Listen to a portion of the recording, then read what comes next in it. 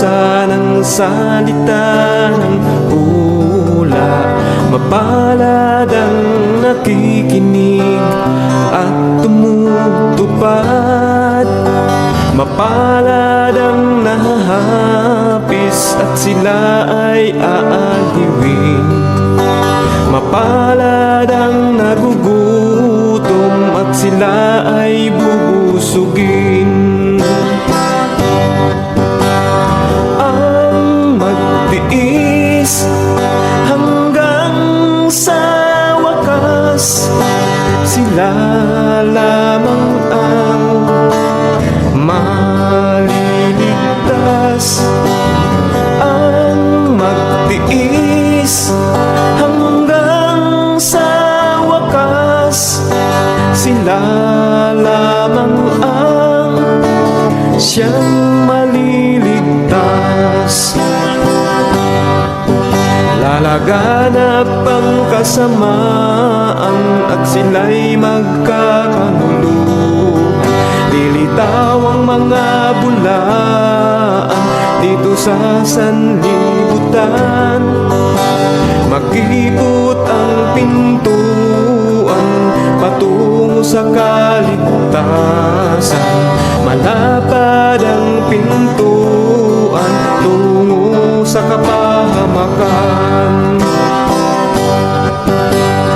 Ang magtiis hanggang sa wakas, sila lamang ang maliligtas.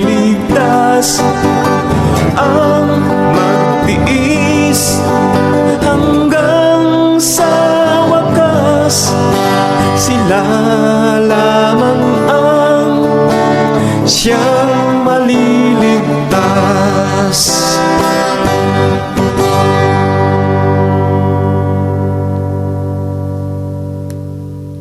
So, naririnig po ba yung electric fan ko? Ayan.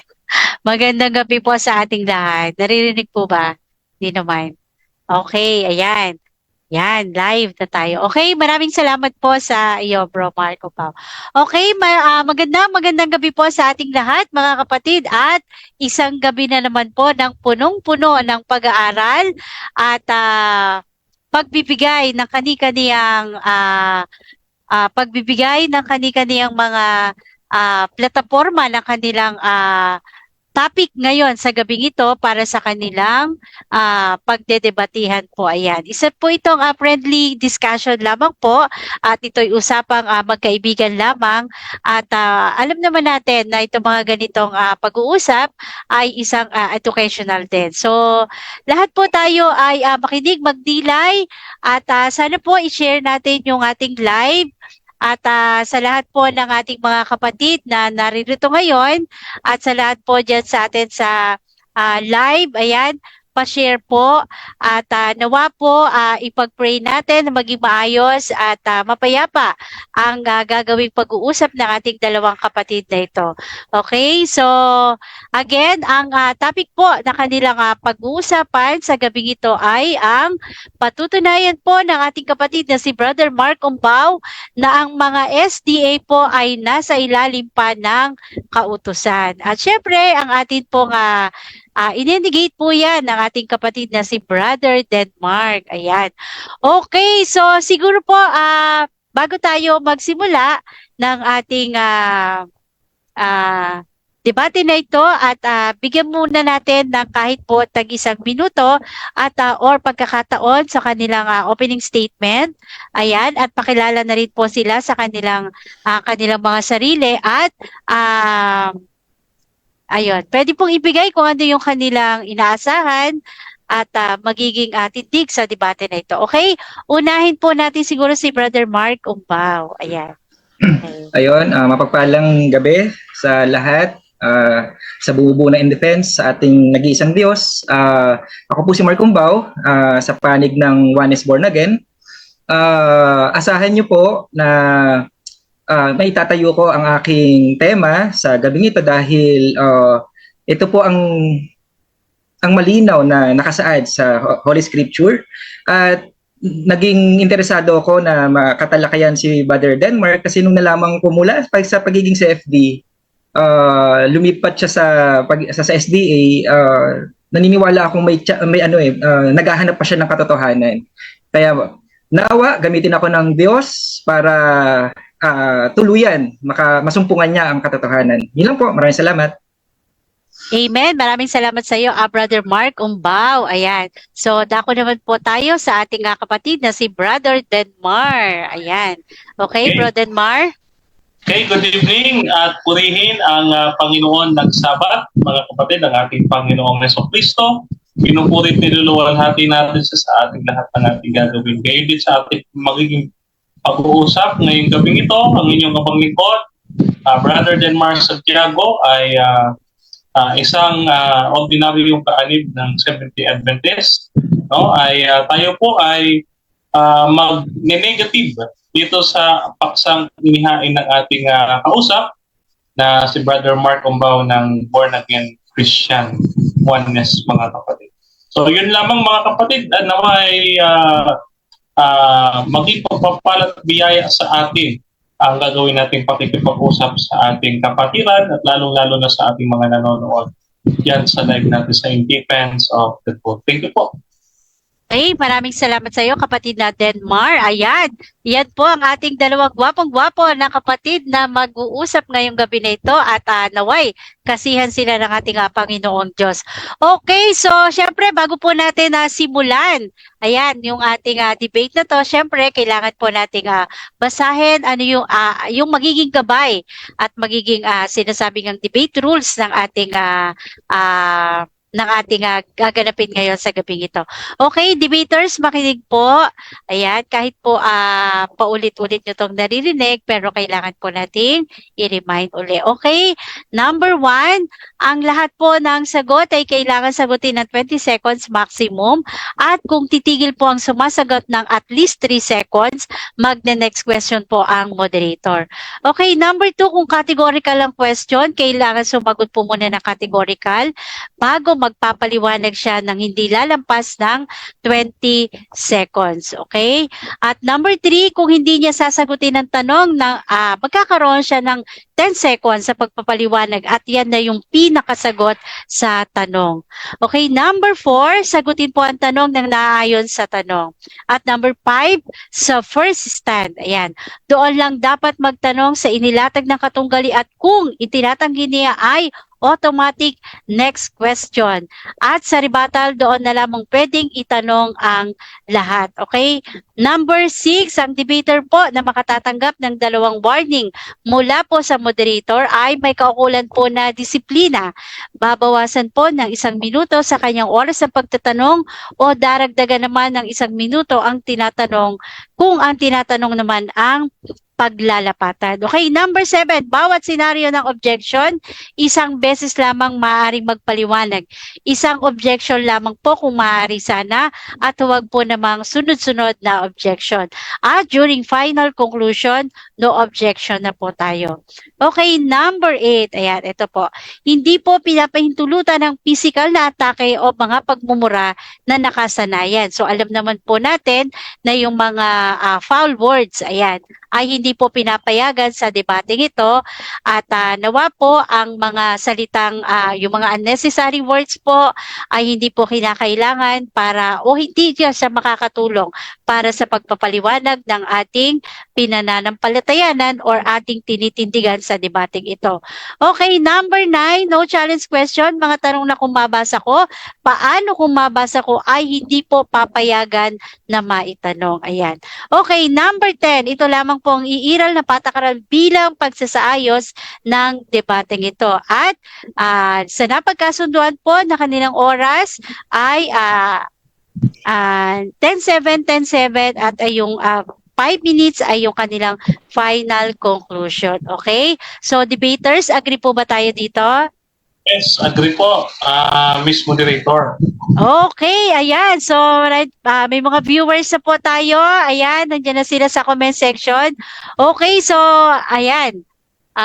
Simulan na po natin. Okay, kung ready na po yung ating first speaker na si Brother Mark Umbao. 10 minutes para sa iyong unang tindigan. Okay, time start now. Okay, start na po ako, no? Bago ako magsimula, bigyan ko muna ng maiksing brief background yung tinatayo akong pananampalataya.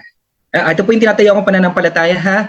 Ang pag-ibig ay nagmula sa tama, tunay at buhay na pananampalataya gaya ng isang butil ng mustasa na nabanggit sa Matthew 17:20 na tumutubo at nagkakaugat ng pag-ibig na nabanggit sa Ephesians 3:17. Okay? Yung pananampalataya, hinalintulad sa butil ng mustasa na pag yan ay tinanim, magkakaugat siya ng pag-ibig. Mababasa to sa Ephesians 3:17. Yung ugat na yon, dun magmumula yung sustansya para mamunga yung butil na iyon, yung pananampalataya, para mamunga yung pananampalataya na yon. Okay? Mamunga ng kabanalan, mabubuting gawa at pagsunod. Para maging malinaw, sana hindi ito gamitin sa akin na atake dahil sa umpisa pa lang nilinaw ko na. Ito yung tunay, buhay at tamang pananampalataya. Sa pananampalataya pa lang nagsisimula ang kaligtasan. Pag nagkaroon ka ng tama, buhay at totoong pananampalataya, nagsisimula na ang kaligtasan. Okay, linawin ko po, wala sa paniniwala namin na wag ganapin, hindi gaganapin ang kautusan. Wala yan sa paniniwala namin. Okay? Bakit ko nasabi na ngayon, punta na po ako sa dahilan ko kung bakit ko nasabi na ang SDA ay nasa ilalim ng kautusan. Dahil, ito yung dahilan ko dahil nagsisikap sila, nagsusumikap silang maganap ang buong kautusan para maligtas. O ididinay ito ni Brother Denmar, baka hindi siya totoong SDA, baka nagsisimula pa lang siya sa pagiging SDA, pero ang malinaw na tinatayuan ng mga SDA ay kailangan nilang maganap ang buong kautusan para maligtas. Salungat ito nakasaad sa Holy Scripture. Okay, ang mga talata, 2 Timothy 1:9-10, Ephesians 2:8-10, Titus 3:5-8. Ito mga talatang ito, makikita mo, salungat yung kailangan mong sundin ang kautusan, ang buong kautusan para maligtas. Dahil ang nasusulat, ang ayon sa nasusulat, ligtas ka na kaya mo sinusunod ang kautusan. Kaya ka nagpapakabanal, kaya ka gumagawa ng mabuti dahil ligtas ka, hindi para maligtas. Okay? Ayon sa kanila, maari ka lamang maging ganap sa harapan ng Diyos, sa pamamagitan ng pagsunod sa kautusan. Ito ay malaking maling paniniwala, napakalaking maling paniniwala to. Okay, ito yung mga dahilan kung bakit malaking mali na paniniwala ito. Okay? Unang talata, Romans 7:4. Sabi sa Romans 7:4, gayon din naman, mga kapatid, namatay na kayo sa kautusan. Tamo, namatay na kayo sa kautusan sa pamamagitan ng katawan ni Kristo. At ngayon kayo'y kabilang sa mga nakipag-isa sa Kanya na muling binuhay upang magbunga. Ito yung magbunga, di ba? Tayo ng mabubuting gawa para sa Diyos, okay? Namatay na tayo sa kautusan sa pamamagitan ng tinubos tayo ni Yahushua sa Cross of Calvary, di ba? Upang mamunga. Kita mo parallel dun sa unang para mamunga tayo ng mabubuting gawa para sa Diyos, hindi para maligtas para ligtas ka na, gagawa ka ng kabutihan dahil bunga ito ng kaligtasan. Bunga ito ng tunay, buhay at tamang pananampalataya. Okay? Alam ninyong ang isang tao nasasakop lamang ng batas habang siya'y nabubuhay. Gusto kong bigyan din to. Nasasakop lamang tayo ng batas, ng kautusan, habang siya'y nabubuhay. Kaya kailangan natin ma-born again. Kaya sa mga kapatid natin sa SDA, kailangan yung ma-born again para maalis kayo sa ilalim ng kautusan at mailipat kayo sa ilalim ng biyaya. Bakit? Nasasakop lamang kayo ng kautusan ng batas habang siya'y nabubuhay. Kaya kailangan nating maging kabahagi sa kamatayan ni Joshua para muli tayong buhayin at mailipat sa ilalim ng biyaya. Ang mga talata nito, Romans 6:3-4, Colossians 2:11-12, Philippians 3:10, John 3:3-8. Okay? Next na dahilan ko, ito yung next na talata, Galatians 3:10. Sapagkat ang lahat na nasa gawang ayon sa kautusan ay nasa ilalim ng sumpa. Yung pagsunod sa kautusan, okay, ay nasa ilalim ng kautusan kung yan ay pamantayan mo sa kaligtasan. Sabi ko, sapagkat nasusulat. Sabi sa Galatians 3:10, sinusumpa ang bawat hindi nananatili sa lahat ng mga bagay, 100% na nasusulat sa aklat ng kautusan upang gawin nila. Kapag nasa ilalim ka ng kautusan, ang pamantayan dyan, 100%, hindi pwede 99, hindi pwede 98, hindi 88, 76, hindi pwede gano'n, kailangan 100% para maabot mo yung pamantayan. Pag hindi mo naabot yung pamantayan, nasa ilalim ka ng sumpa at walang kaligtasan, hindi na siguro natin yan maidi-deny at siguro malinaw na maunawaan natin na walang kaligtasan ang nasa ilalim ng sumpa. Pangatlong katwiro, dahilan ko, sa Romans 4:15, matatagpuan natin sa Romans 4:15. Ano sabi sa Romans 4:15? Sapagkat ang kautusan ay gumagawa ng galit, dadapot kung saan walang kautusan, ay wala ring pagsalangsang. Pag wala pala yung kautusan, walang pagsalangsang. Ang maganda kasi pag nasa ilalim ka ng biyaya, hindi ka pananagutin ng kautusan. Kasi charge to the cross yan. Charge to the cross. Binayaran na lahat yan. Past, present, and future na kasalanan natin, bayad yan ni Yahushua sa cross of Calvary. Hindi katulad sa paniniwala ng mga SDA, ang binayaran lang yung nakaraang kasalanan. Wala silang pinagkaiba sa mga Hudyo na kailangan mag-ali-uli ng dugo, ipako-uli si Yahushua para ibayaran yung mga susunod pa uling kasalanan. Di ba? Hindi. Minsan lang, isang beses lang, sapat na eternal redemption na yan. Okay? Ganun din ang sinasabi sa Romans 7:8. Di mo? Sapagkat kung walang kautusan, ang kasalanan ay patay. Bakit tayo nagpapailalim sa kautusan? Bakit ginagawa natin pamantayan ng kautusan para maligtas? Ang kautusan pala ang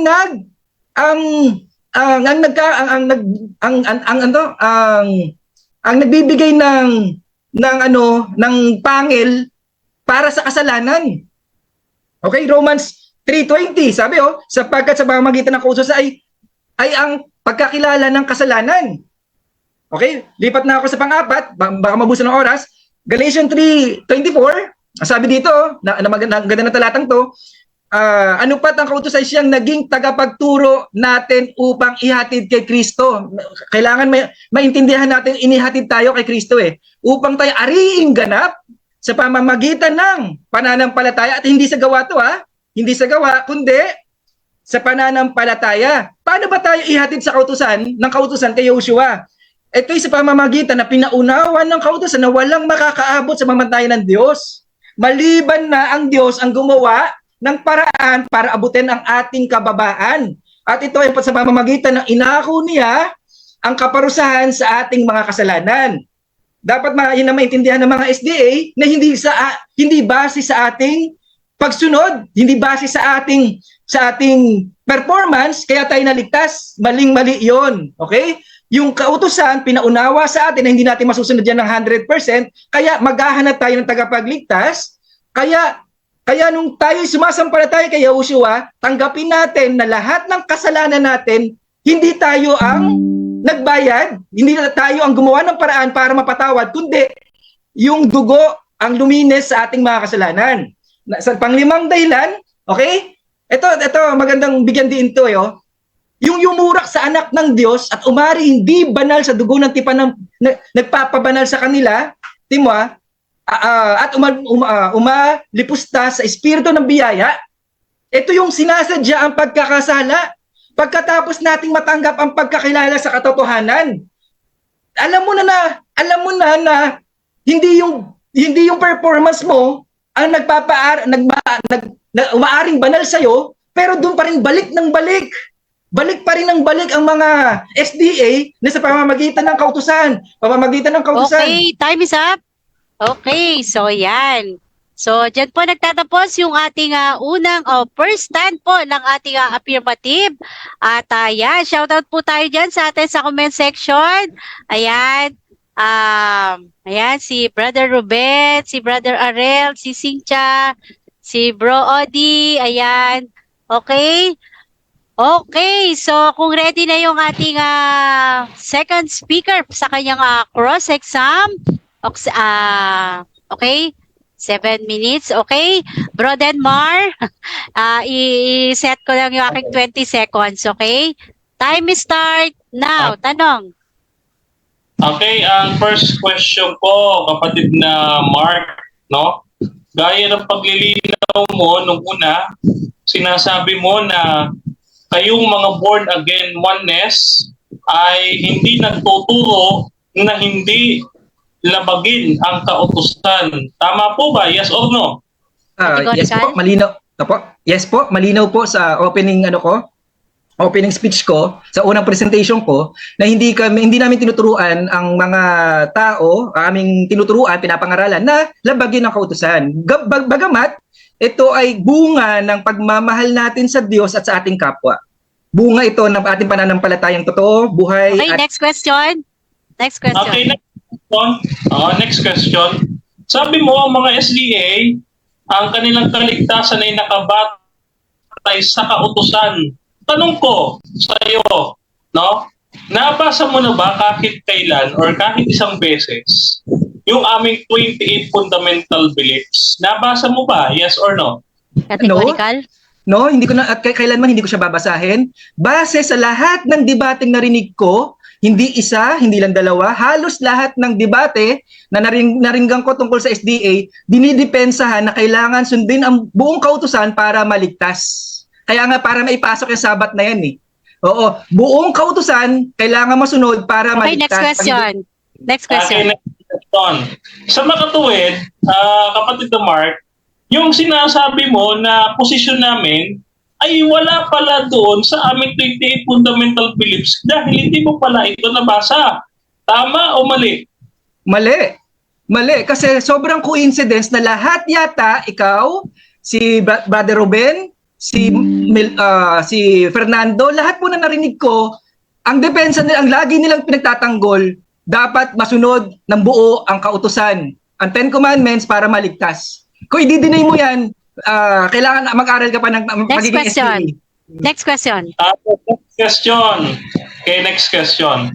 Okay, ang sabi mo dito, no, ang sumusunod sa kautusan ay nasa ilalim ng sumpa. Tama o hindi mali? Tama o mali? Categorical? Tama yan. Yung sumusunod para maligtas kailangan maunawaan natin, may dalawa kasing pagsunod sa kautusan. Okay? Yung unang pagsunod, yung ginagawa ng SDA para maligtas. Sumusunod kami dahil bunga ito ng aming buhay, tama, at totoong pananampalataya. Bunga lamang to.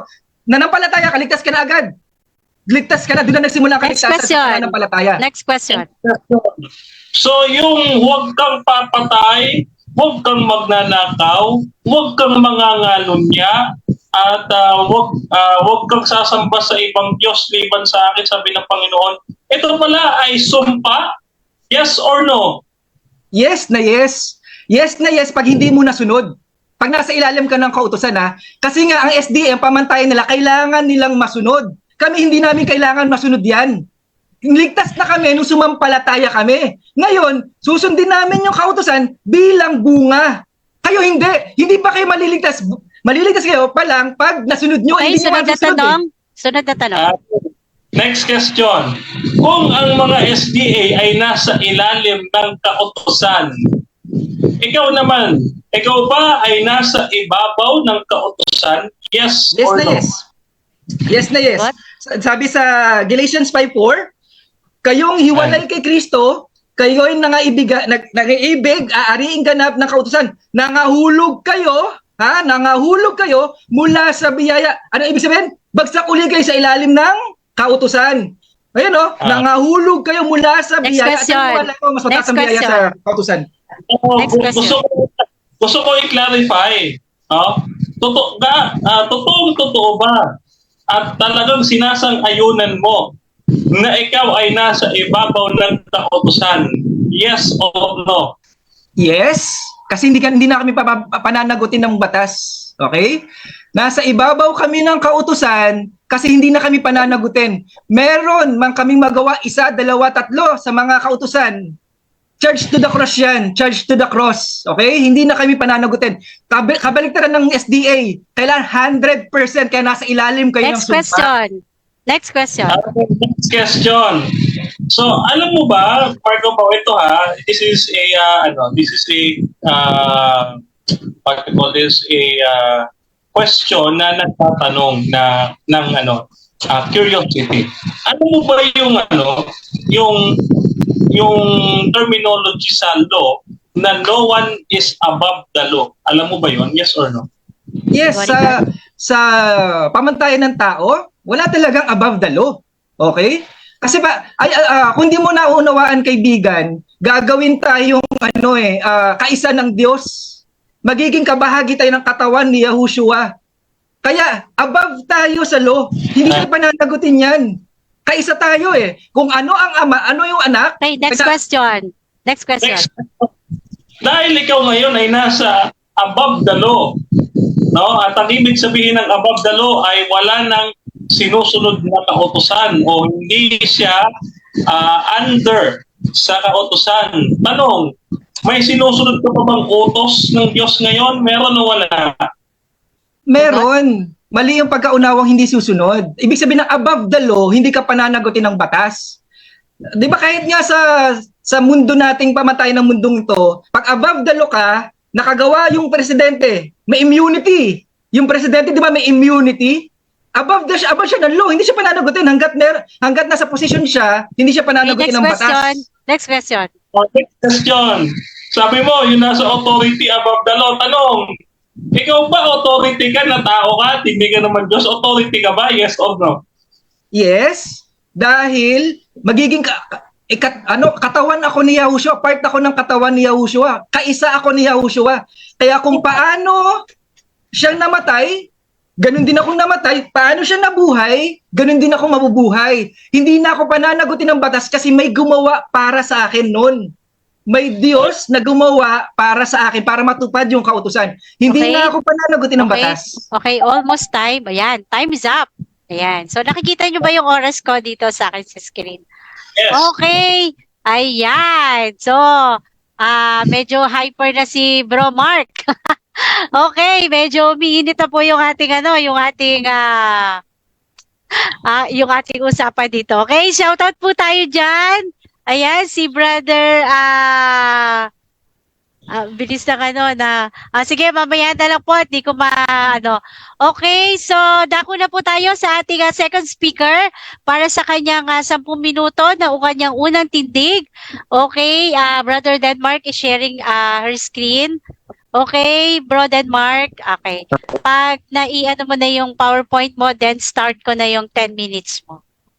Okay. Okay po. Wait lang po Wait lang. Sige po, sige po. Okay. So nakikita ba yung aking screen o hindi? Maliit siya, Bro Denmark, tapos nakatayo pa rin siya. Tayo para. Okay. Wait lang Wait lang. May sumisingit na group chat. Ewan ko bakit may sumisingit na group chat Sige, sige. Wait lang. Ayan, si Brother Florence Sandigan Ilaga, shoutout po sa iyo. Ayan, Sanrio, si Brother Ruben, sila Ompong, Maranan, ayan, shoutout po sa inyo. Pa-share po ng ating live, mga kapatid, Okay, ayan, ayan, ayan. Okay, ayan. Okay, so Brother Denmark, 10 minutes para sa yung unang first stand. Time start now. Okay, good evening sa ating lahat mga kapatid. Ang inyong pong abang lingkod, Brother Denmark Santiago, isang ordinaryong kahanib ng Seventh-day Adventist at layman ng ating church, mga kapatid.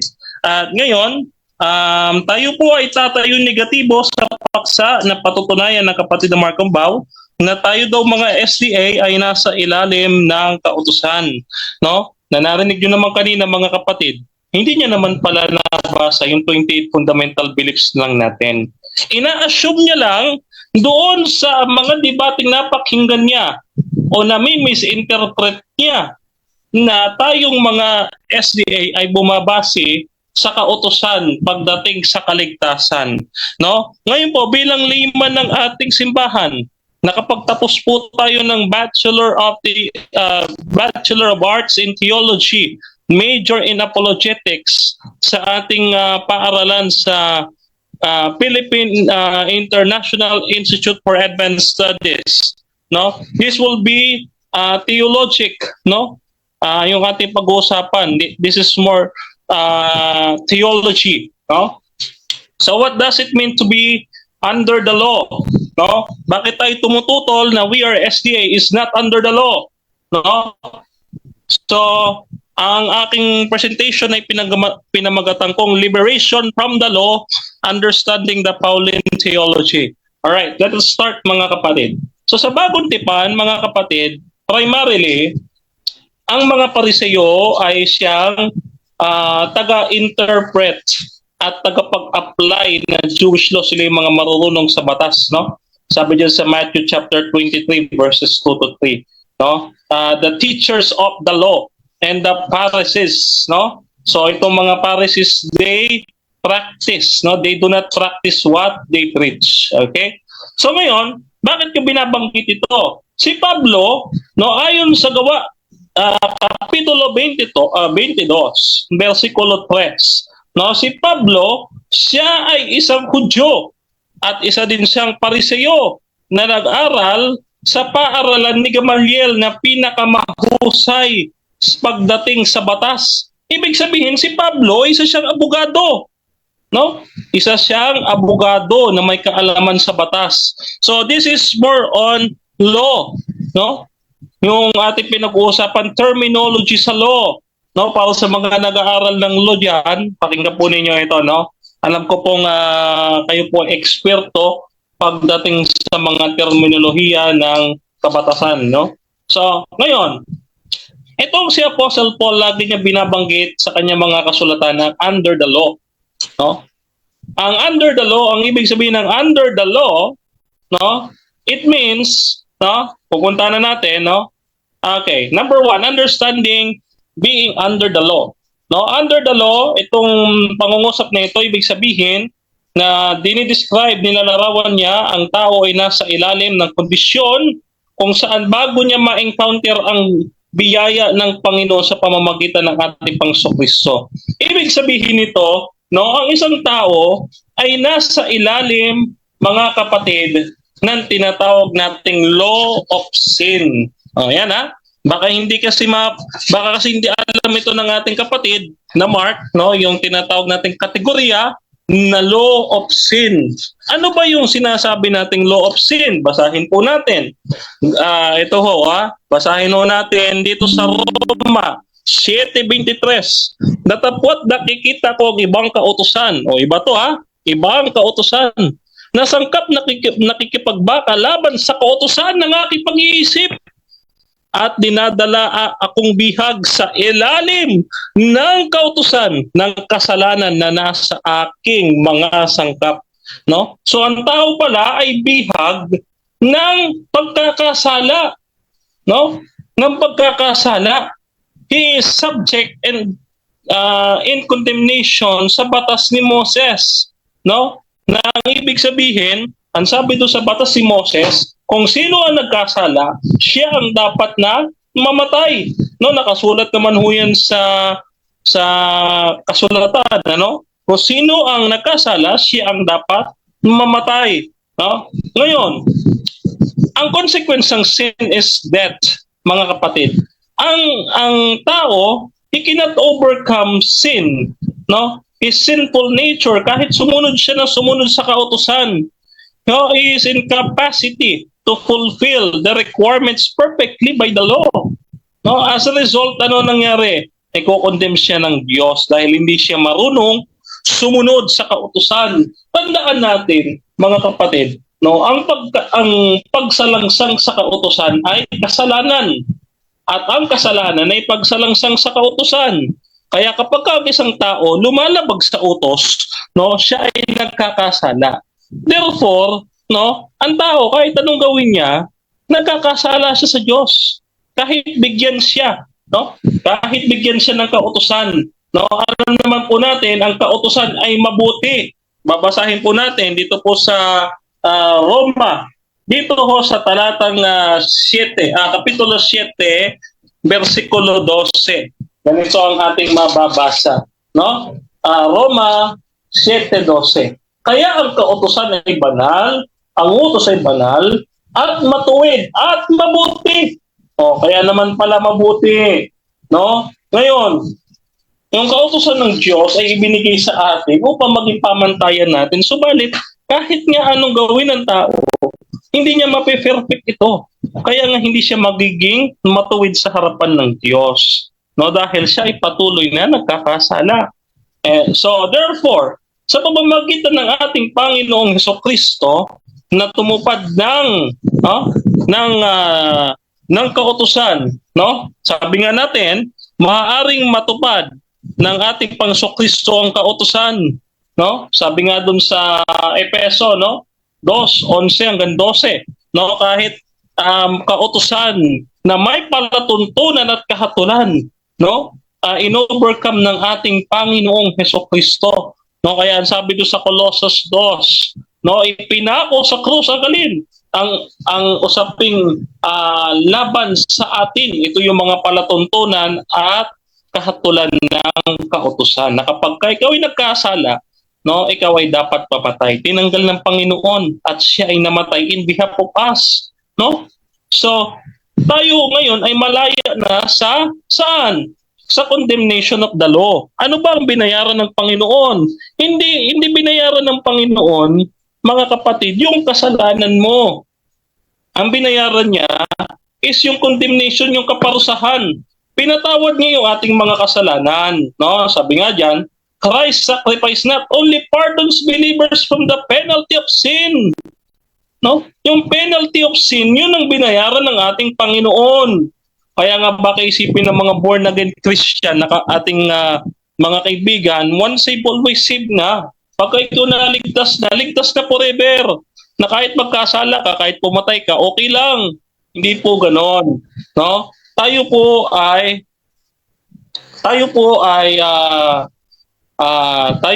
tinubos ng ating Panginoon mula sa penalty, no? Tinanggal tayo, no? Tayo ay under trial. Tayo ay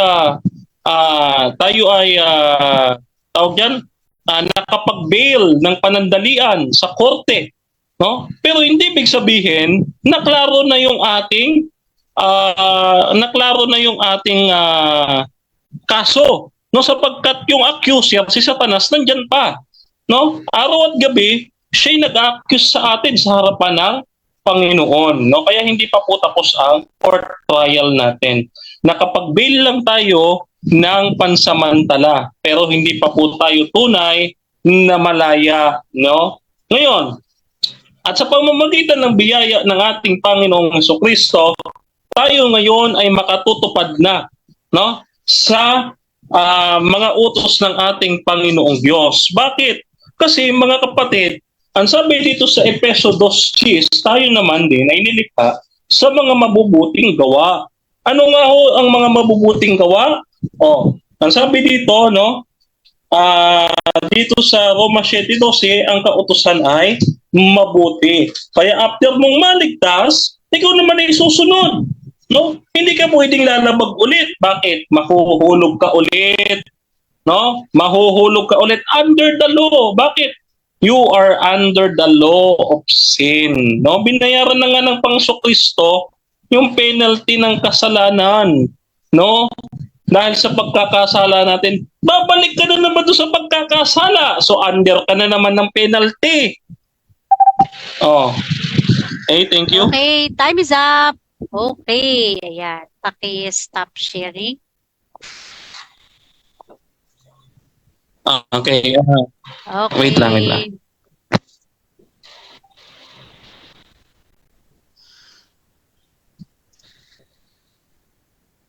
Okay na, Sis Nads? Okay, so stop sharing. Okay, ayan. So, thank you. Maraming salamat sa iyo, Brother Denmar, para sa iyong isang makabuluhang presentation. Okay, so dako na po tayo sa atin sa pagtatanong ng ating kapatid na si Brother Mark Umbao. So, 7 minutes para sa iyong cross-exam. Okay, wait lang po yung ating time ng ating 20 seconds. Okay, time start now. Bro Mark, tanong. Okay, unang tanong ko, linawin ko, Brother Denmar, yung wala sa ilalim ng kautusan, yung nabayaran ang kanyang kasalanan, yung penalty ng kanyang kasalanan, tama, di ba po? Yun yung paniniwala yung wala na sa ilalim ng kautusan? Yes, pag wala sa kautusan, binayaran ng Panginoon Kristo ang penalty. Ano yung penalty ng kasalanan? Yung kamatayan. Kaya nga sabi, wala nang hatol yung mga nakikristo sapagkat no, binayaran na ng ating Panginoon Kristo. Ngayon, kung babalik ka na naman sa pagkakasala, under ka na naman ng kautusan ng kasalanan. Kasi... Next question. Maganda yung maganda yung sagot mo, no? Sundan ko 'yan. Okay? Ibig mong sabihin, kaibigan, kapag nagkasala ka uli, hindi na yung bayad. Ang bayad lang nung oras na tumanggap ka kay Yahushua, yun lang yung nilinis ng kanyang dugo at yung mga kasalanan mong magagawa pa lang, hindi yun nilinis. Hindi yun bayad kasi nasa ilalim ka uli ng kautusan. Tama po ba ako? Yes, oo. Hindi binayaran ng Panginoon Kristo yung future sins mo. Kaya nga ang sabi dito sa unang Juan, 1:9, no, kung ating ipahahayag ang ating kasalanan sa Kanya, ay willing siya na patawarin tayo. Kaya kung binayaran na ito, bakit pa kailangan lumapit pa tayo? Kung bayad naman pala, wala na pala tayong gagawin. Hindi na pala tayo magpupupisan sa Panginoon. So, okay. Ganun. Next question. Sundan ko yung, marami akong tanong sana, pero sundan ko na lang yung yung katwiran mo. Di ba, Brother, ang pagkakaalam ko sa iyo, Brother Denmar, galing ka na sa SDA. Tapos naging CFD ka. Tumalikod ka, ang nabayaran nung nag-SDA ka, binayaran na yung kasalanan mo noon. Tapos nag-CFD ka, hindi na uli binayaran yun. Ngayon bumabalik ka sa SDA, ano na ang paraan mo para makabalik ka dahil ang nabayaran lang pala yung una kang tumanggap sa SDA. Paano na mababayaran yung mga susunod na kasalanan mo gaya ng pagbalik mo uli sa SDA? Paano mababayaran yan? Sa pamamagitan ba ng mabutong gawa? Paano mababayaran? Sagot? Okay. Paano mababayaran? Ang aral namin dyan, meron kaming tinatawag na Heavenly Ministry of Christ in Heavenly Sanctuary. Ang Panginoon Kristo, nag-o-offer siya ng dugo niya sa kabanal-panalang dako kapag ang tao ay lumalapit sa throne of grace. Next question. Okay. Ibig sabihin, muli mo iling ipapako si Yahushua kasi tumalikod ka sa SDA, tumalikod ka sa tamang pananampalataya, ipagpalagay lang natin, tapos babalik ka uli sa tamang pananampalataya, makakapagbalik ka ba sa pagsisisi? Hebrew 6:4 yata na magkamali. Ganun po ba ipapako niyo po uli si Yahushua? Hindi ko po ipinapako. No, hindi ko po ipinapako Panginoon Kristo. Sabi ko ho, no, Christ Ministry in the Heavenly Sanctuary. Wala po pagpapako sa sanctuaryo. Ang ginagawa ng Panginoon Kristo, yung kanyang dugo, ino-offer niya, dala-dala niya yung kanyang dugo sa sanctuaryo. At itong dugo ng ating Panginoon Okay, Kristo. next question. Next question, ibig mong sabihin, Brother Denmar, kapag ikaw tumanggap kay Yahushua, binayaran na yung kasalanan mo ng nakaraan, tapos sarili-sariling sikap na ang mga SDA para mag-ariing banal sila sa pamamagitan ng pagsunod sa kautusan. Tama po ba ako, Brother Denmar? Tama o mali? Mali po. Wala po nakapatiin sa pamamagitan ng mga gawa, kundi ang ating Panginoon Kristo. No, kaya sabi natin pananampalatayang ito may pananampalataya, faith with works. No, hindi faith plus works, faith with works, pananampalataya na nagbubunga ng gawa. Kaya Next question. Ato, yung ang pagkakaunawa mo, Brother Denmar, sa under the law, under sin, under law of sin, di ba? Ang ibig mong sabihin, Brother Denmar, kailangan natin hindi na magkasala para wala ka na sa ilalim ng kautusan. Yung ba ang pagkakaunawa mo sa ilalim ng kautusan ay dapat hindi ka nagkakasala sa batas ng kasalanan? O kaya hindi ka na nagkakasala? Tama po ba ako? Mali? Correct. Sapagkat ang ating Panginoon binayaran niya ang penalty of sin. No, na wala na yung kamatayan. Bakit? Hindi ka na nga hinatulan, binayaran ka na nga niya. Kaso nagkasala ka ulit, binala ka na naman niya sa korte. Ngayon itatrial ka na naman. Imbes na kapag bail ka na, wala ka na sa kulungan. Okay, next question. Next question. Ikaw pa, Brother Denmar, hindi ka na ba nagkakasala? Pagbalik mo dyan sa SDA ngayon, ni isang beses hindi ka na uli nagkasala para masabi mong nasa ilalim ka na ng biyaya at wala ka na sa ilalim ng law? Hindi ka na ba nagkakasala para masabi mo nasa ilalim ka ng biyaya at wala ka na sa ilalim ng law? Yes. Hindi ako nagkakasala ng sinasadya. No, pero nagkakasala ng hindi sinasadya. No, kasi kapatid, no, kapag sinasadya mo yung kasalanan, yan ay labag sa Espiritu Santo. Yan ay hindi mapapatawad ng Espiritu Santo. Samantalang tayo, mga Kristiyano, Next question. Next question. Linawin ko kasi dito ako mamaya sa rebuttal malinaw sa pahayag mo, Brother Denmar, no? After tubusin yung kasalanan mo sa nakaraan, kailangan mong magsumikap para masunod yung kautusan para makaabot sa kanyang pamantayan ng Diyos para ariin kang banal sa pamamagitan ng pagsunod sa kautusan after mong tumanggap kay Joshua. Tama ba ako? Sagot? Mali ka. Kanina ko pa sinasabi. Wala namang aariing ganap sa pamamagitan ng gawa. Aariin ng tao sa pamamagitan ng pananampalatayang may kalakip na gawa. No? Hindi pwede, ang sabi ng Panginoon, yung hindi nagbubunga, tatanggalin ko, tatapo ko sa apoy. John chapter 15 verse 5. So dapat, kapag matapos ka naman, next question, kailangan ba masunod ang buong kautusan para maligtas? Aba, oo naman. Pero ginawa yun ng Panginoon para sa atin. Pero magagawa din na. Time is up. Okay, ayan. Sa rebuttal na, inabot tayo ng oras, sa rebuttal na lang natin ito dalhin. Okay, maraming salamat sa iyo, Brother Mark Cumbao and Bro Denmar, para sa inyong cross-exam. Okay, so shoutout po tayo dyan sa comment section. Ayan, medyo mabilis kanina yung comment section. Okay, so kung ready na yung ating kapatid na si Brother Mark para sa kanyang rebuttal stand. Okay, 10 minutes. Time start now. Okay.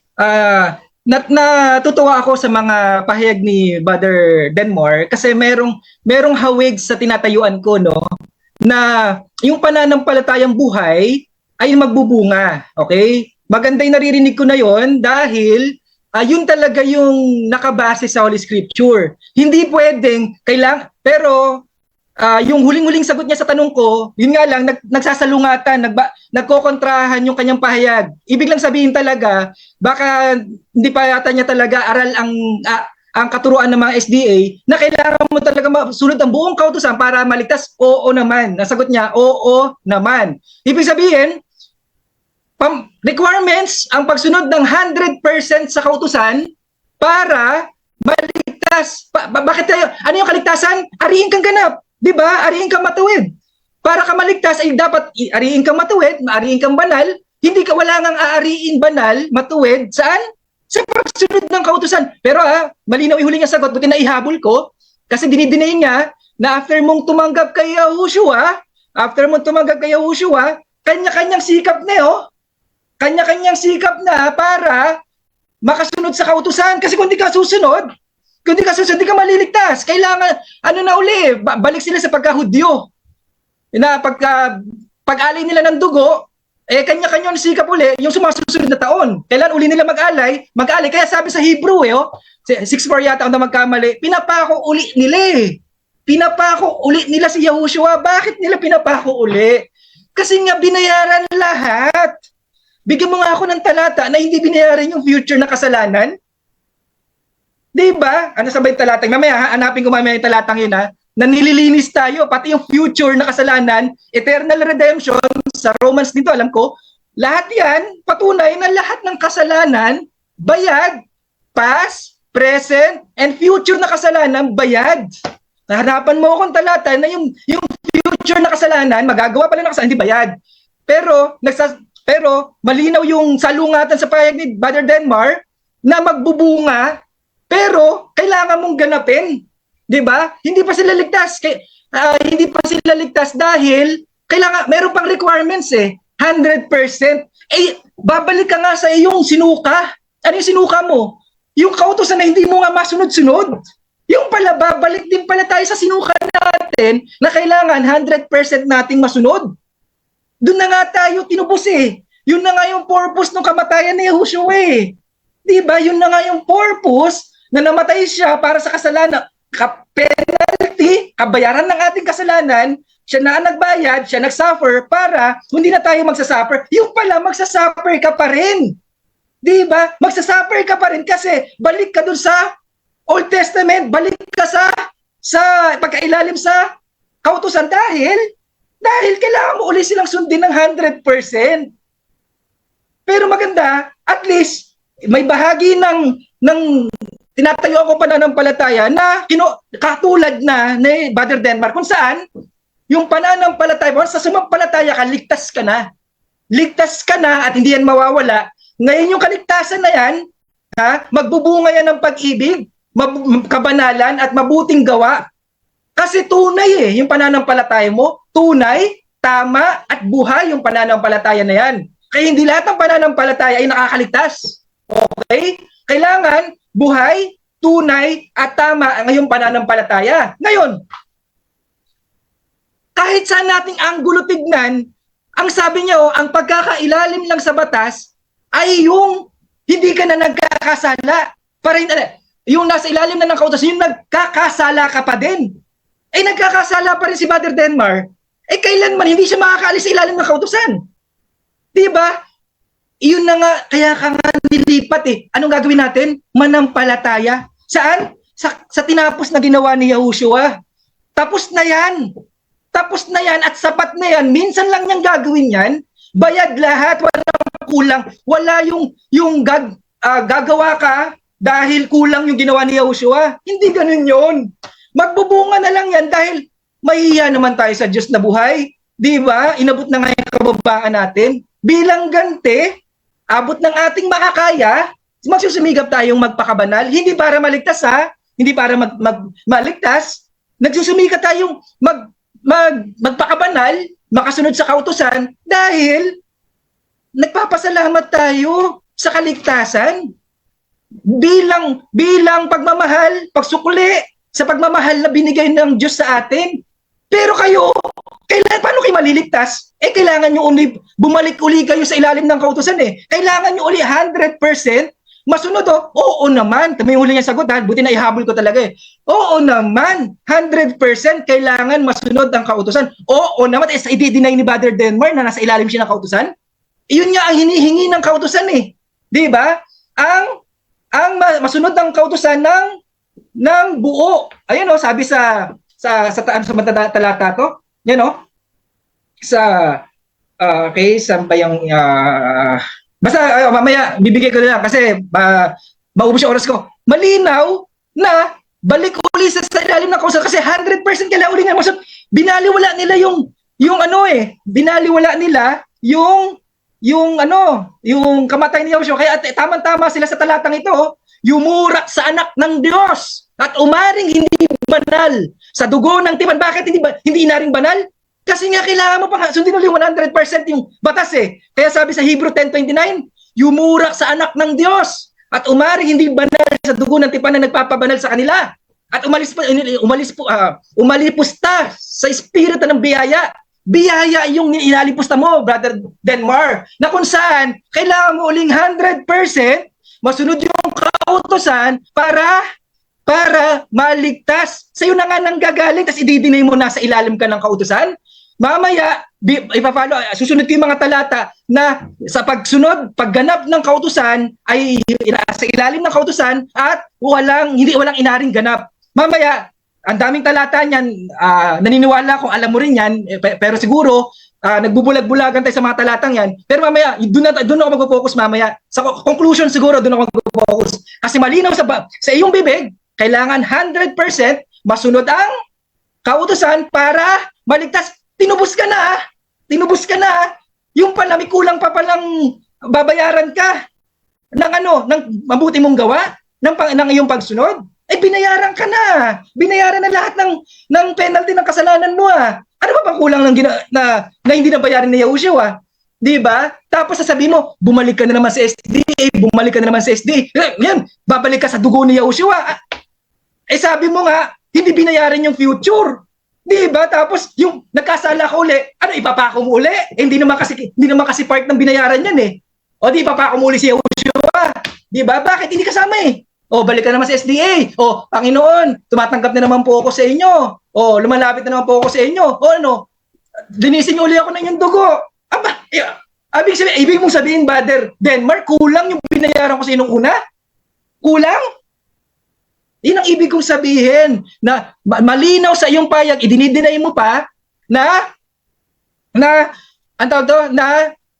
nasa ilalim kayo ng kautusan kasi ang palusot mo lang, yung nagpapatuloy sa kasalanan ang nasa ilalim ng kautusan, hindi ganoon ang meaning. Mamaya, bibigyan kita ng mga talata na hindi yun ang meaning ng nasa ilalim ng kautusan. Mamaya, ipapakita ko sa iyo na hindi yun ang meaning na nasa ilalim ng kautusan. Ang hindi umaaring ganap, ang hindi umaaring ganap sa biyaya, ang umaaring ganap sa pagsunod sa kautusan, yan ang nasa ilalim ng kautusan. Mamaya, bibigyan ka na maraming talata na yun ang meaning ng nasa ilalim ng kautusan. Yung inaari niyang banal siya, matuwid siya sa pamamagitan ng pagsunod sa kautusan. Yan ang nasa ilalim ng kautusan. Hindi yung minsan-minsan nagkakasala ka na sinasadya mo yung kasalanan mo. Hindi yun ang meaning ng nasa ilalim ng kautusan. Mamaya, marami ang konkretong talata na ibibigay ko sa iyo ang kahulugan ng nasa ilalim ng kautusan. Kaya, Brother Denmark, sayang naman yung inaral mo sa SDA, no? Sayang naman, parang mukhang matagal ka nag-aral sa SDA, sabi mo, pero mukhang yung mga ilang talata sa Romans, Galatians, Corinthians, hindi mo na-encounter na talata. Kaya, mamaya, ibibigay ko sa iyo lahat ng talata na ang nasa ilalim ng kautusan, ang inaari niyang ganap siya, matuwid siya sa pagsunod doon. Yun ang meaning ng nasa ilalim ng kautusan. Kung saan, sabi mo, kailangan natin masunod ang kautusan para maligtas. Bakit maliligtas ka kung hindi ka ba banal? Hindi ka matuwid? Di ba? Ibig sabihin, inaari mong matuwid, banal ka sa pamamagitan ng pagsunod sa kautusan. Malinaw na malinaw sa pahayag mo, wag mo nang i-deny na nasa ilalim ka ng kautusan dahil yan ang paraan niyo para maligtas. Salamat po. Okay, so almost time. Okay, time is up. Okay, maraming salamat sa iyo, Brother Mark Cumbao. Ayan, hinga-hinga muna ng konti. Hyper Okay, so shoutout po tayo dyan sa comment section. Si Brother Florence Sandigan Ilagan. Ayan, magandang gabi po sa iyo, bro. Okay, so kung ready na po yung ating negative side sa kanyang pagtatanong, Brother Denmark. Okay. Brother Denmark. Diyan ka ba? Hello. Sorry, nakamute. Okay. Okay, ayan. So, ready ka na para sa iyong 7 minuto na pagtatanong? Ready. Okay. Okay, 7 minutes. Time is start now. Okay, ang tanong ko, Brother Mark, no? Kapag ba ang isang tao, halimbawa ikaw ay naligtas na, babalik ka pa ba ulit sa pagkakasala? Yes or no? Categorical? Yes. Yes, nagkakasala ka uli. Gaya ni Pablo, nagkakasala uli. Pero hindi na siya nasa ilalim ng kautusan kaya hindi siya pananagutin ng kautusan. Dahil sa nasa ilalim siya ng biyaya, ang binayaran na yung kasalanan niyang magagawa pa lang, binayaran na Yahushua, na kung saan hindi na sigurado na ang kaligtasan niya dahil... Okay, next question. Okay, next question. Okay. So kapag ka nagkasala ulit, No, tama ba yung sinabi ng Panginoong Kristo na kung ipapahayag ninyo ang inyong mga kasalanan, ay patatawarin niya ang mga ito, tilinisin ka niya sa lahat ng karumihan sa 1 John chapter 1 verse 9? Tama o hindi? Yes, tama yan. Tama yan. Pero, malinaw din sa Hebrew na yung yumurak, kahit humingi ka ng tawad, humingi ka ng tawad, pero niyuyurakan mo yung dugo ni Yahushua, na hindi mo inaaring, inaari kang banal sa pamamagitan ng dugo niya, ay baliwala yung paghingi mo ng repentance. Kasi pag nasa ilalim ka ng kautusan, walang kapatawaran yan. Walang Next kapatawaran yan. question. Okay, next question. So next question, ito. No? Alam mo ba yung theologic term na application of the atonement? Alam mo o hindi? Sagot? Pakulit, sorry may binabasa ako. Pakulit nga yung tanong, sorry. Stop time, sis Nad, sorry. Okay, sige. Sige, okay. Sige, time post tayo, okay. Paki-rephrase ulit, Bro Denmar. Tingin ko, sa theology, alam mo ba ang ibig sabihin ng termino na yung termino na application of the atonement, yes or no? Yes. Hindi man ako ng theology, pero basically yung term pa lang yan, atonement, iba application, pag-apply ng pagtubos ay malinaw. Ano ang gusto mong tanong diyan, Brother Denmar? Ano para malaman natin kung alam ko o hindi ko alam yan? Ano ang gusto mong tanong diyan?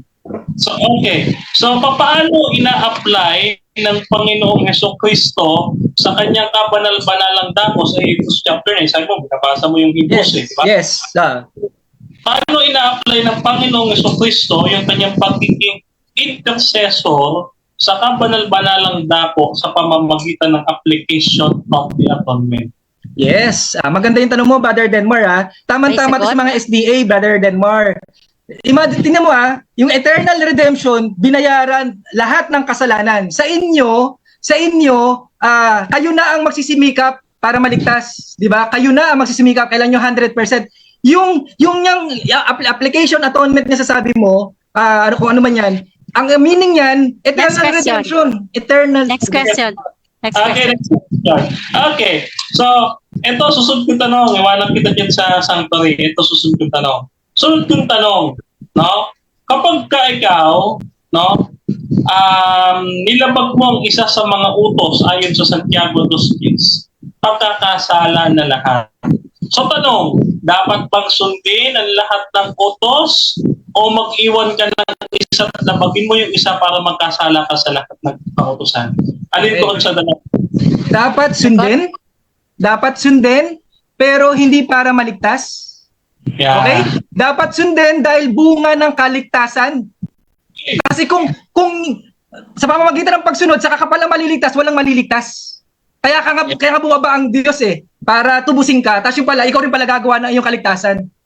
Kaya, okay, next question tayo. Naniniwala ka ba nung ikaw itinubos ang ating Panginoong Kristo at ngayon na hindi pa pinapatay si Satanas, araw at gabi siya nagsusumbong sa Diyos na sabi, gumagawa na naman ng kasamaan yung anak mo dito sa lupa. Naniniwala ka ba doon na yung accuser na si Satanas patuloy na nag-a-accuse sa iyo? Yes or no? Yes, pero hindi na makikita ng Diyos yan dahil ibinihis natin sa Yahushua. Ang makikita hindi yung karumihan natin. Ang makikita yung kalinisan, kabanalan ni Yahushua. Okay? Kaya Brother Denmar, suotin mo si Yahushua. Yung kabanalan hindi yung kabanalan mo, righteousness mo. Righteousness ni Yahushua ang suotin mo. Okay, next question. Sa kanya. Next question. Okay, next question. Now, ngayon, sabi mo na totoo namang nag-a-accuse si Satanas. So, ibig sabihin, ikaw ay partially pardon at kapag ikaw ay nagkasala ulit, no, ikaw ay magkakaroon na naman ng trial, no, ng paglilitis sa Diyos dahil ikaw ay nagkasala na naman sa kanyang kautusan. Tama o hindi? Mali, Brother. Kaya pala kayo naligaw. Sa Romans 8:33, sino daw ang magsasakdal sa atin? Sino daw? Ang Diyos ang nagpawalang sala sa iyo Sino pa magsasakdal sa atin? Kaya pala kayo naligaw, Brother Denmar, no? Romans 8:33, basahin mo. Ang nag-aaring banal sa iyo, ang Diyos. Tapos Sino ang sasakdal pa sa'yo? Sino sino pa ang mag-judge sa'yo? Wala na. Okay, Kasi next pinawalang question. salakan niya eh. Next question. Uulitin ko yung tanong ha. Nung si Satanas ay nag-a-accuse sa'yo, binayaran ka na. No, binayaran ka na eh. So, ikaw ay nakapag-bail sa kaso mo, nakakulong ka na, nasa bilibid ka na, binayaran ka na, pansamantala kang nakalaya. Eh ngayon, kinasuhan ka na naman sa korte, dinala na naman sa Court of Appeals, o kaya sa higher courts, no? So, nakalitis ka na naman, may sala ka na naman. So, tama ba na ikaw ay under na naman sa kautusan, sa condemnation ng kautusan, kasi ikaw ay nagkasala ka. Tama o mali? Mali. Diba? Tama-tama itong talata, Janmar. Sino ang magsasakdal sa'yo? Demonyo? Sabi dito sa 33 Romans, sino ang magsasakdal ng anuman laban sa hinirang ng Diyos? Ang Diyos ay ang umaring ganap sa'yo. Time pause tayo. Okay, time pause tayo. Yes, hindi ko narinig masyado. Objection? Moderator, hindi Yes, ko po. tinatanong kung sino ang nagsakdal sa demonyo. Ang tanong ko, maliwanag, kapag ka ikaw ay binayaran, nagkasala ka ulit. So, ito, moderator, premise lang ha. Alam Sige, mo, sige. ikaw ay nabayaran na yung kaso mo, nakalaya ka na pansamantala, inakusahan ka ulit, pinasuhan ka na naman. So, under ka na naman doon sa parusa na makukulong ka na naman. Ang tanong ko sa kanya, tama ba yun o hindi? Okay, may counter Counter muna objection ako ka bago ba? sumagot. Oo, Yes, counter muna may ako. yes, Okay. anong counter objection?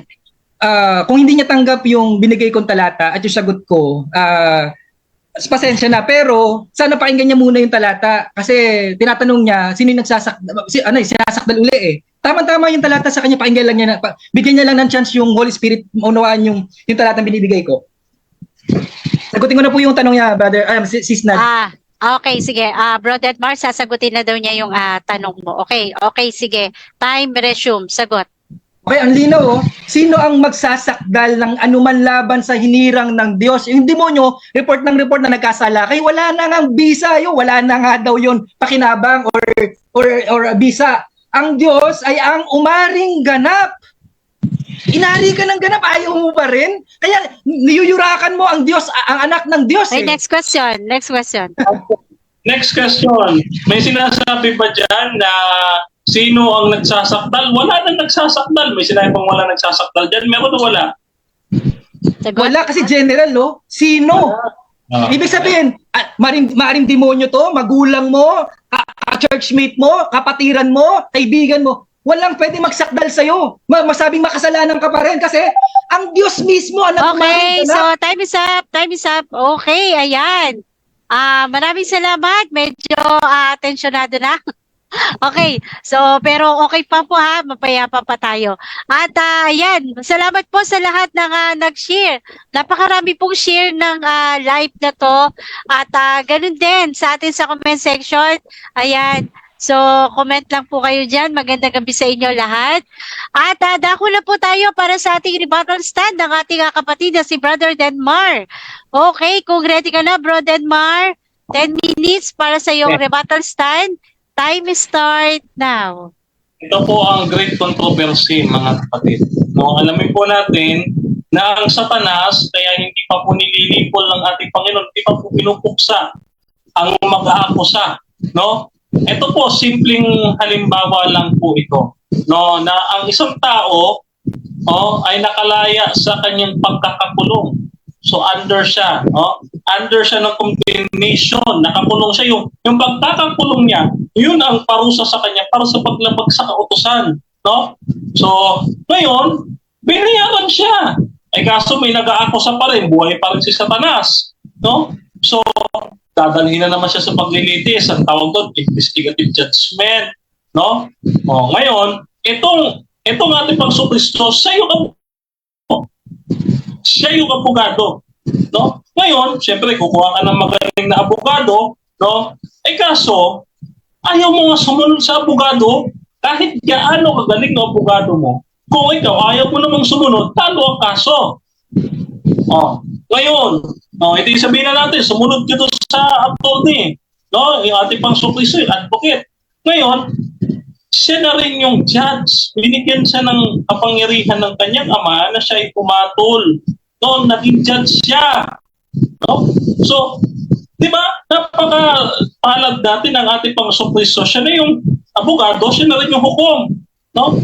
Ngayon, kapag nagsabi ka sa kanya ng kasalanan mo as intercession, patatawarin niya. Kaya anong sinasabi ng talata, ang sabi ng mga talata ng Biblia, ang ating Panginoong Kristo, ay pumasok sa dakong kabanal-banalan para ano? Para linisin ang kanyang dugo ang ating mga pagkakasala. No?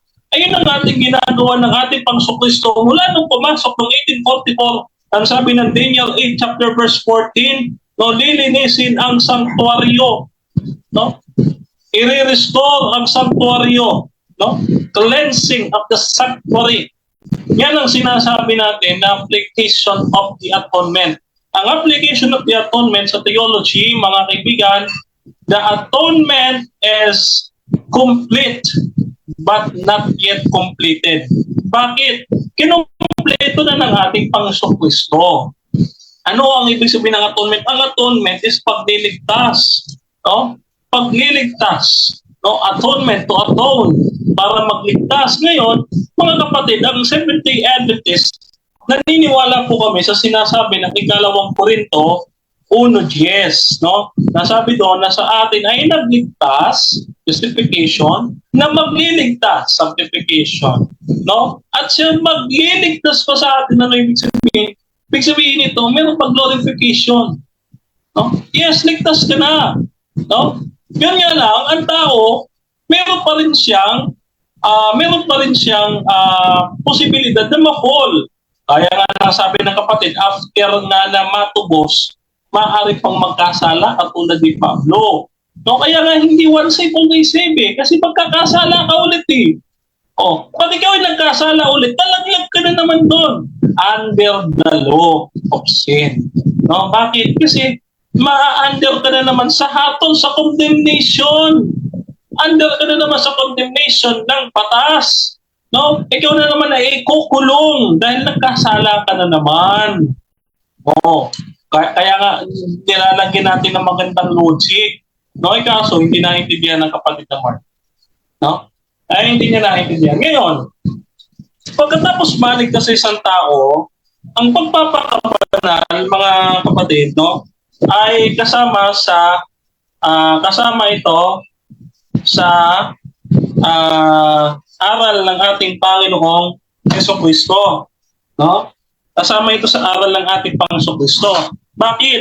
Kasi, no, ang sabi ng Biblia, no, kinakailangan din naman natin ng ating pananampalataya ay ano daw?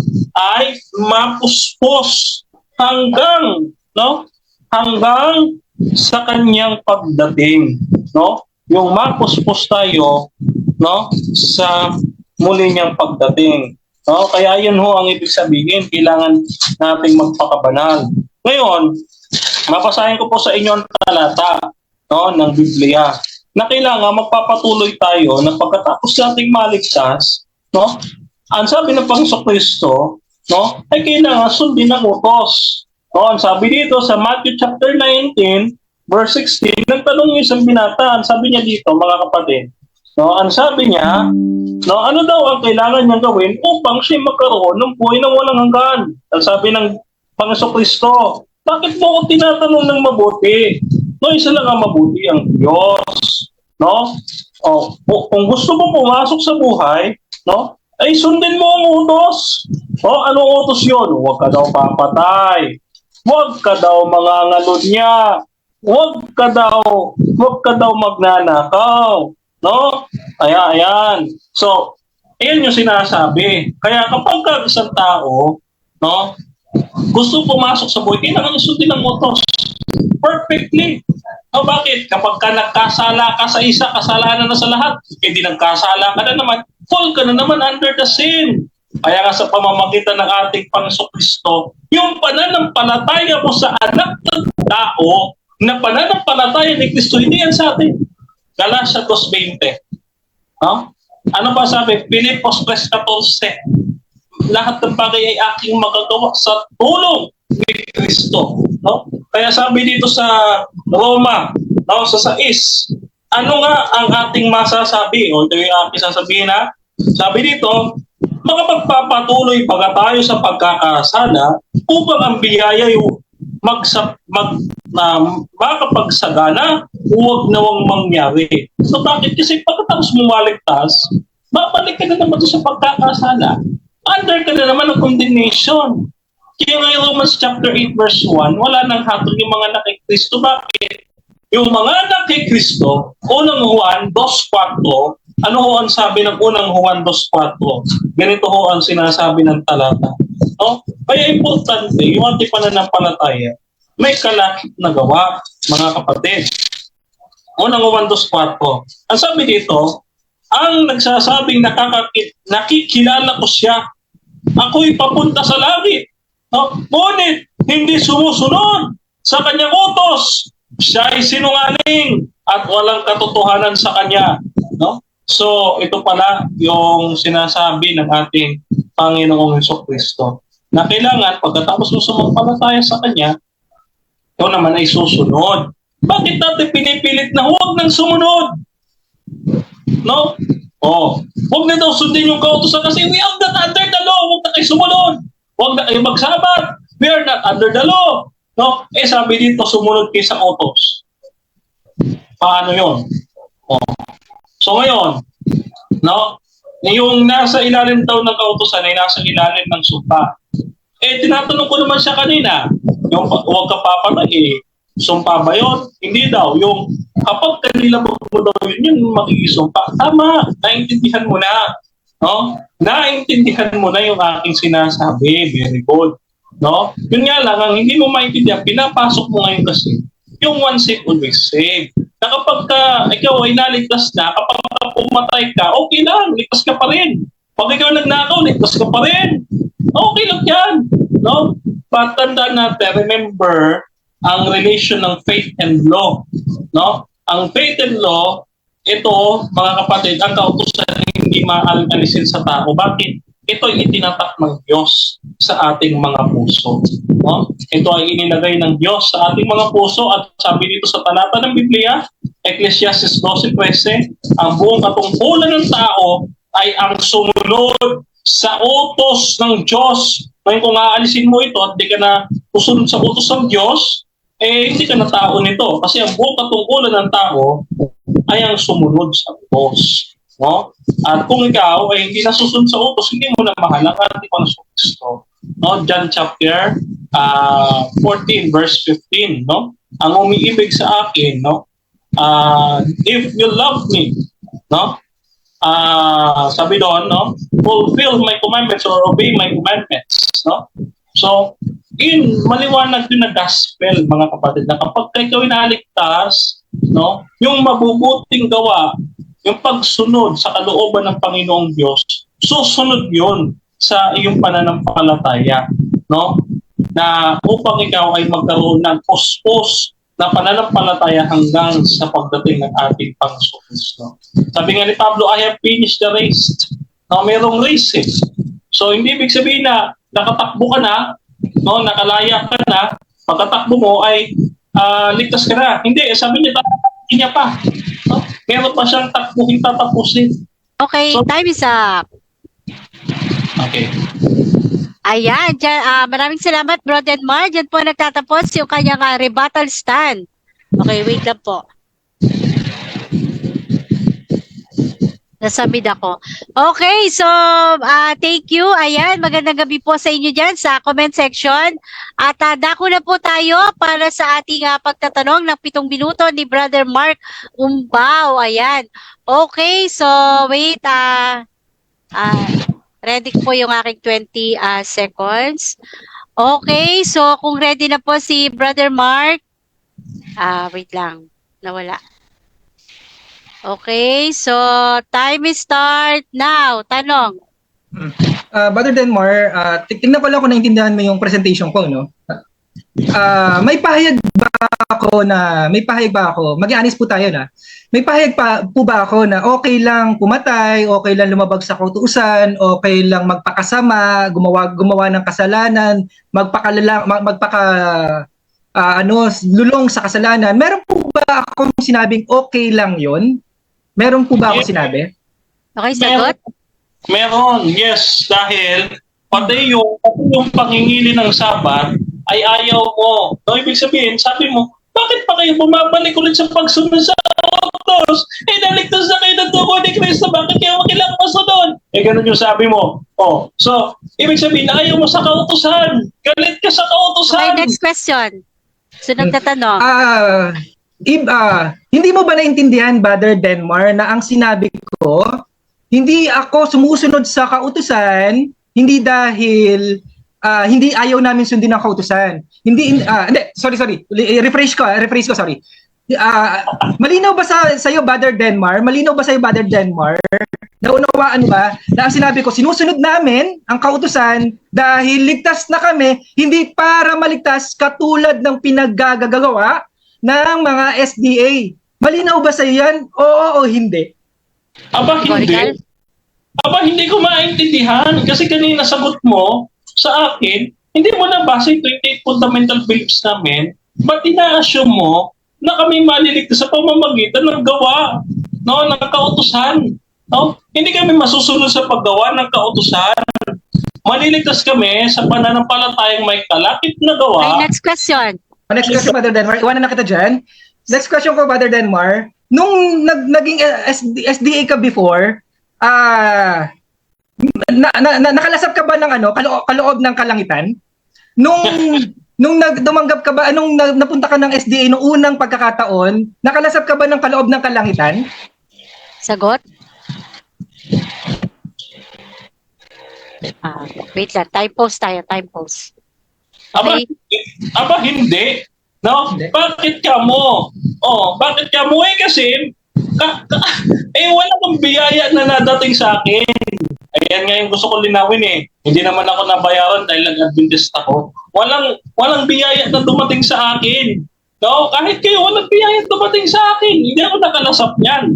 Kung nakalasap ako niyan, siguro, itutulong ko sa mahirap. Pero, Next question. Nakabahagi ng Espiritu Santo nung sumapi ka, noong unang pagkakataon sumapi ka sa SDA, nakabahagi ka ba ng Espiritu Santo? Sagot? Hindi ako nakabahagi sa Espiritu Santo. Nakasama ko ang Espiritu Santo. Yun nga lang, nung ako'y nagkaroon ng apostasya at nagkatoliko, yun ay umalis yung Espiritu Santo. Umaalis yan, nabibighati.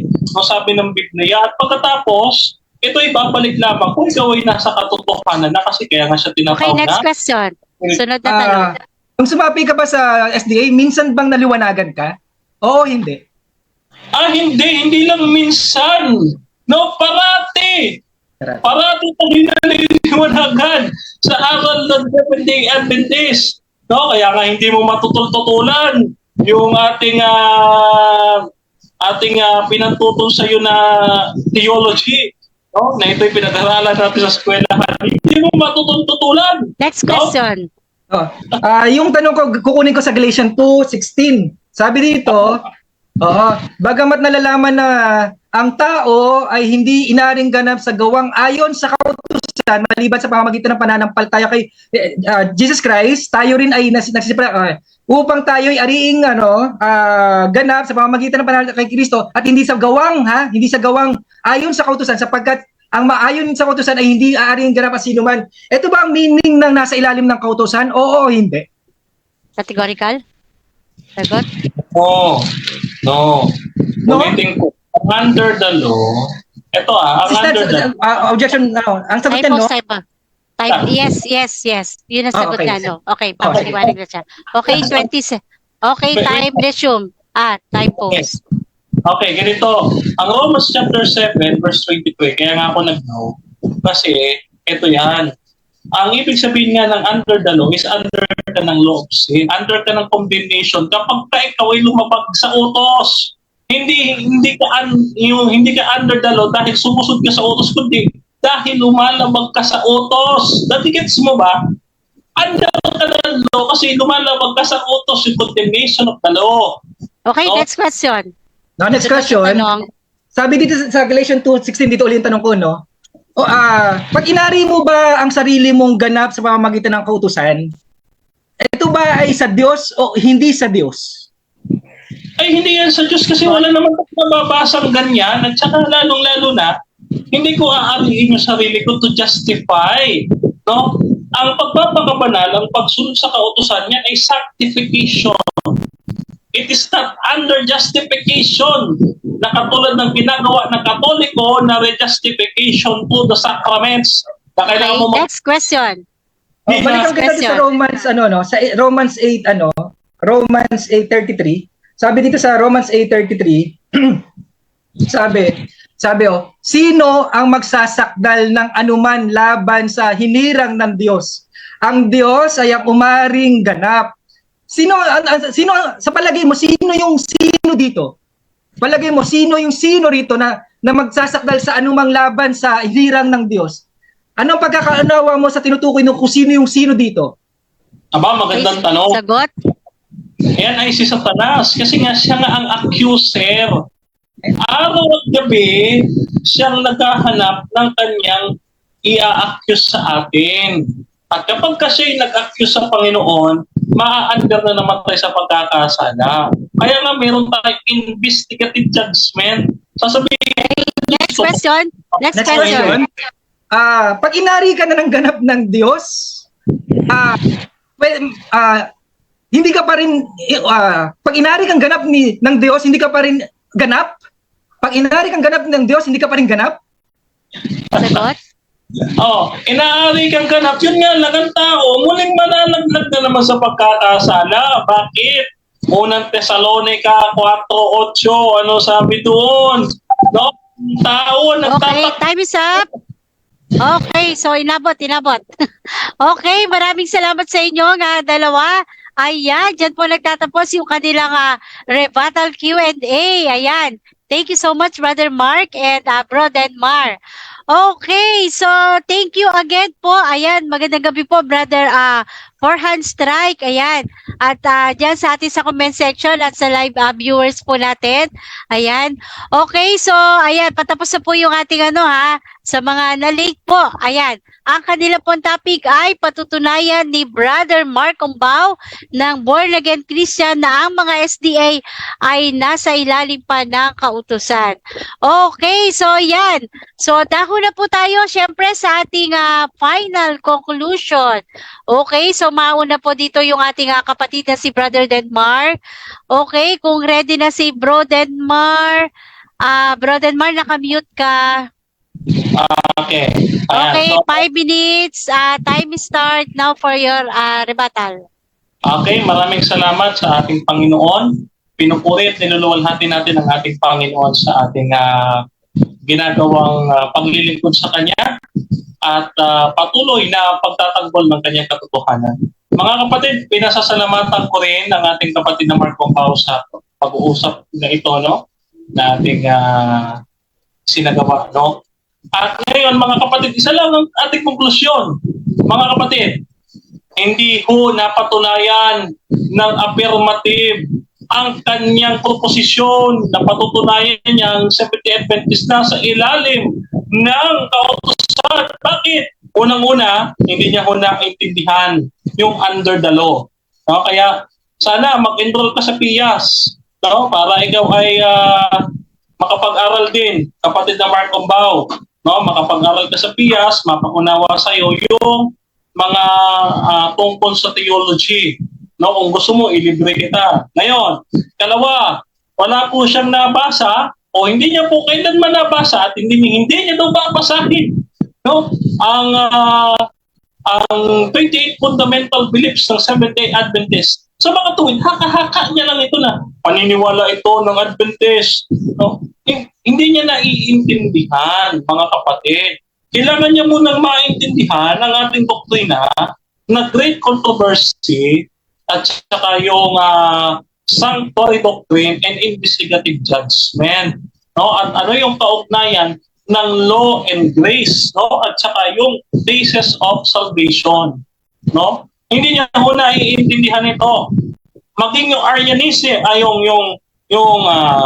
maging yung tawag dito, Arminianism, no? Arminian, no? Hindi niya rin naiintindihan ito kasi Calvinist siya. Once saved, always saved. No?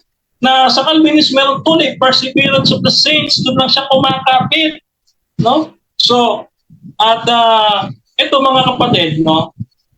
Kaya hindi ko nakapanindigan.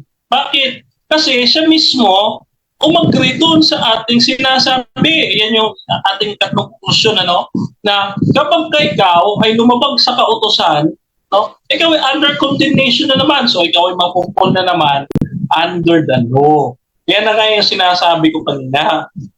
No, na hindi niya talaga napatunayan ang kanyang latag sapagkat siya na mismo ang sumusuportan. Sabi niya, may pagkakahawig daw sa kanya. Very good. No? Konti na lang. Konti na lang. Sabadista ka na.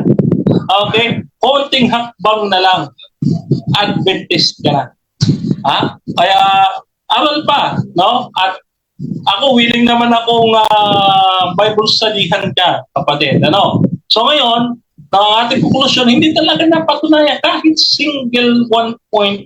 No, mga kapatid, ang dami niyang talatang ibinato. Pero mga kapatid, no, ang katotohanan ng Diyos nakatayo na mahusay sa pagkakataong ito, mga kapatid. No? Kapag ikaw wala ka nabasa sa 28 fundamental beliefs namin, no, ibig sabihin ang tawag doon, strawman fallacy, strawman argument na inaakala mo lang, ina-assume mo lang, paniniwala to ng Adventist. No? Yun nga lang, misinterpretation mo lang yung mga yan. Ano? Kaya iyan, kapatid na Mark, no, ay isang assumption. No? Hindi ho kami katulad ng Katoliko, na yung mga Katoliko kailangan magkumpisal, kailangan magnominaryo, na kailangan magrosaryo, na kailangan lumuhod sa Quiapo, na kailangan ng ganito, napakaraming kailangan para gawin para ikaw mapatawad ng Panginoong Diyos, no? Pasensya na, Sister Nadso. Hindi kami ganoon.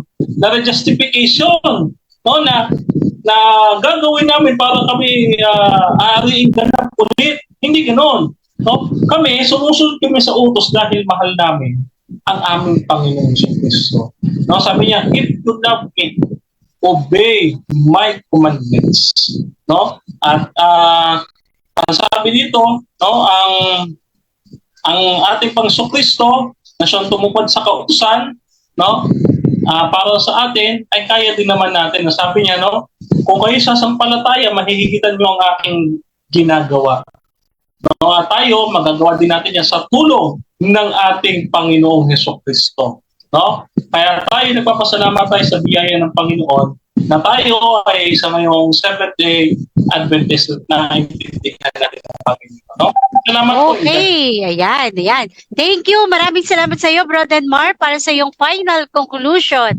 Ayan, so dako naman po tayo sa ating final conclusion ng ating kapatid na si Brother Mark Umbao.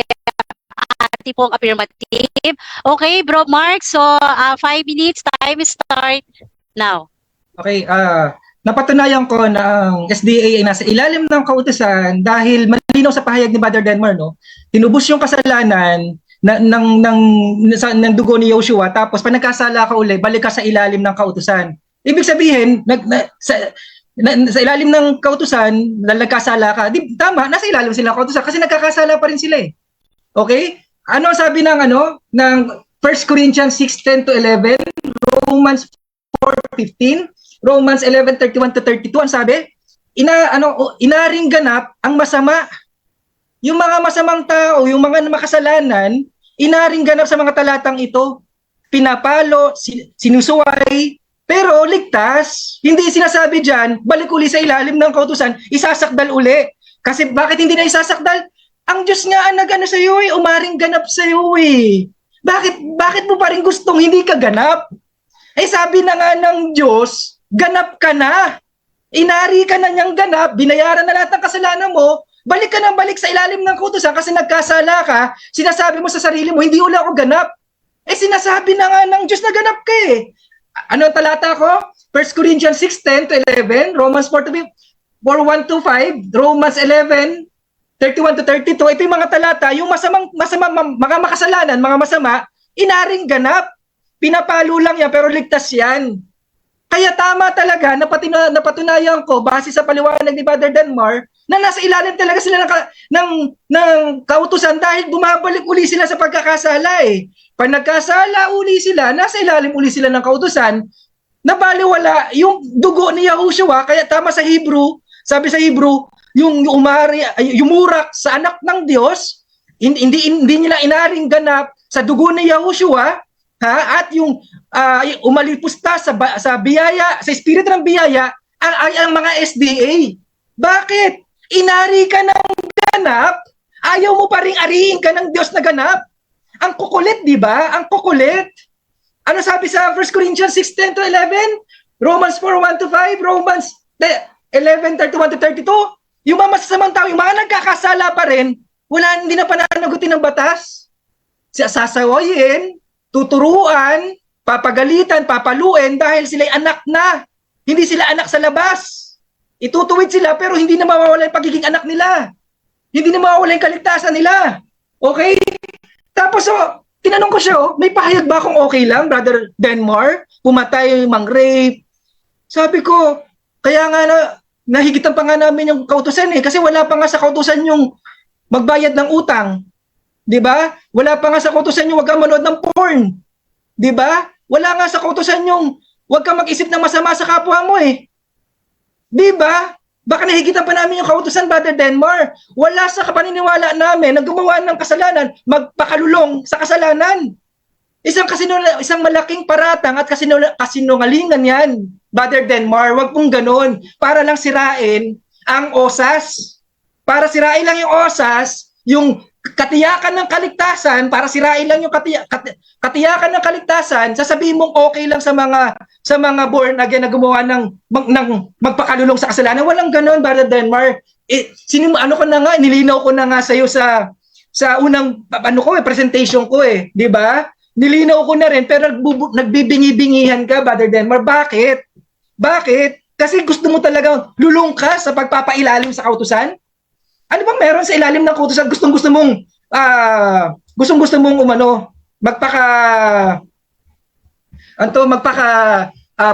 ariin ang sarili mong makasunod sa kautusan. Eh wala nang aariing ganap diyan. Tapos ito pa, Brother Denmar, no? Dinideny mo, no, nung napunta ka sa SDA, hindi ka nakalasap ng kaloob ng kaliwanagan, bahagi sa Espiritu Santo. Pero alam mo kung yan ang stand mo, nawawala ang kaligtasan, hindi ka na pwedeng magbalik. Hindi ka na pwedeng bumalik sa SDA, Brother Denmar. Kung ang paniniwala mo nawawala ang kaligtasan, hindi ka na pwedeng manumbalik sa pagsisisi. Tandaan mo yan, Brother Denmar, ha? Kung nawawala yung kaligtasan na minsan mong nakamit at tatalikod ka uli, ha? Hindi ka na makakabalik sa pagsisisi. Sa amin kasi hindi nawawala yun. Hindi na namin pinapako uli. Kasi ang umaring ganap sa amin ay ang Diyos. Kaya eternal redemption, yung nakamit namin. Oo. Salamat po. Mapagpalang gabi. Thank you. Okay, so ayan, maraming salamat sa iyo, Brother Bro Mark ng okay, so time is up natin.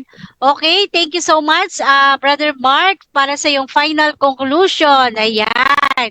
So, ako po ay natutuwa at payapat maayos yung ating pag-uusap or yung debate na naganap ngayong gabi. Ayan. Alam natin na parehong nasa inyong dalawa ang ating banal na espiritu at alam ko ito ay isa lamang talagang pag-uusap, pagtatayo sa bawat pinananampalatayanan. Okay, so bago po tayo magtapos, ayan, bigyan po natin kahit tig-1 minuto yung ating dalawang kapatid na magpasalamat. Meron kayong mga gustong pasalamatan or meron kayong mga gustong i-announce dito, ayan. Pwede po, okay. So unahin po natin si Brother Mark, okay? So Brother Mark. Okay, salamat ulit Sis Nad sa pagkakataon. Brother Denmar, salamat sa pagpapa-unlock sa aking invitasyon. Sana maulit ulit. Gusto ko to si Brother Denmar kasi sports kausap, maayos kausap. Ayun, ang kapurihan po, ang pagtataas ay sa nag-iisang Diyos natin. Timbangin niyo po mga kapatid yung amin na pag-usapan, hindi ito pagalingan, para to sa ating ikakaunlad ng ating spiritual. Yun lang po, maraming salamat. God bless.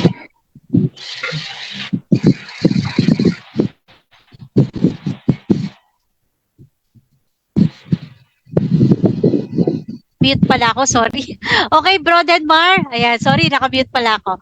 Okay, so meron kang gustong pasalamatan, i-announce or i-flag. Okay, sige, start. Okay. Kaya ang inyong pong lingkod ay nagpapasalamat unang-una. Higit sa salitang salamat ang ating binabalik sa ating Panginoon. Ang lahat ng kapurihan at karangalan ay sa Kanya. No? Niluluwalhati natin siya sa pamamagitan ng mga bagay na alam nating nakaayon sa Kanyang kalooban. No? Gaya ng pagtatanggol ng Kanyang katotohanan, nakasulat po sa banal na kasulatan, mga kapatid. No? So ngayon, gusto ko rin pasalamatan, no, ang Advent Biblical Ministry, no, at siyempre ang ating mentor, no, yung ating doctor mentor, yan. Okay, so pinasasalamatan din natin ang ating mga kasama sa ating programang Ayon sa Nasusulat. Ang ating programa na Ayon sa Nasusulat tuwing linggo yan, alas 8 hanggang alas 9 ng gabi, no, sa ating Facebook page na Ayon sa Nasusulat Ministry. No? At sa aking YouTube channel naman ay mapapanood nyo din ang Ayon sa Nasusulat via replay. No? Type nyo lamang po ang aking pangalan, Brother Denmar Santiago, lalabas na po yan, o yung hashtag na The Present Truth Ministry. Mga kapatid, lalabas na ho yan.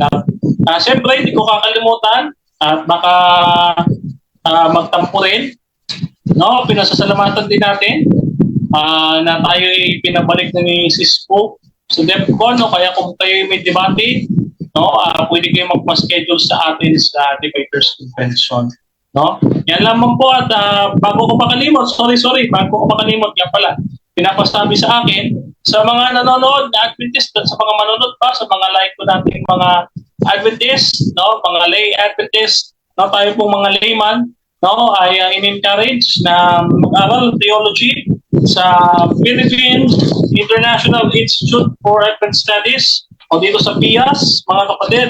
No, ito ay Bachelor of Arts in Theology. No, ito po ay ito ang diploma ng inyong lingkod.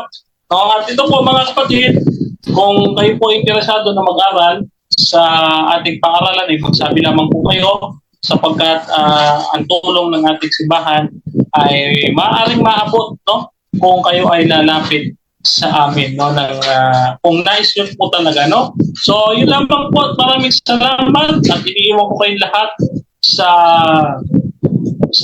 mapagpala at mabiyayang kamay ng ating Panginoon at laging sinasabi ko sa inyo, mga kapatid, O Deo et Ecclesia Adventista del Séptimo Día. Yan ang ating sigaw, mga ka-3A Media at ABM, no?